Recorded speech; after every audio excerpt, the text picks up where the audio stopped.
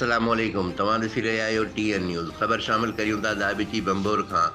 दाबिची जे सरकारी स्कूलनि में कोरोना वॾी तेज़ीअ सां पखिड़िजण लॻी।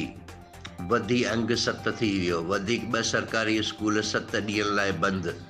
गुज़िरियल 4 ॾींहं पहिरियां दाबिची मिल्स एरिया जे सरकारी प्राइमरी स्कूल में 4 शागिर्दनि जी कोरोना पॉज़िटिव अचण खां पोइ स्कूल खे 7 ॾींहंनि लाइ बंदि कयो वियो। जंहिंखां पोइ UC बंबोर ॻोठ हाशिम कच्छी जी प्राइमरी स्कूल में 3 कोरोना वायरस जा केस ज़ाहिर थियण खां पोइ 7 ॾींहंनि लाइ स्कूल मुकमल सील कयो वियो आहे। स्कूल खे 7 ॾींहं बंदि रखण जा नोटिफिकेशन पिणु जारी कया विया आहिनि। कैमरामैन टीम सां गॾु शाहिद समूह TN न्यूज़ दाबिची बंबोर।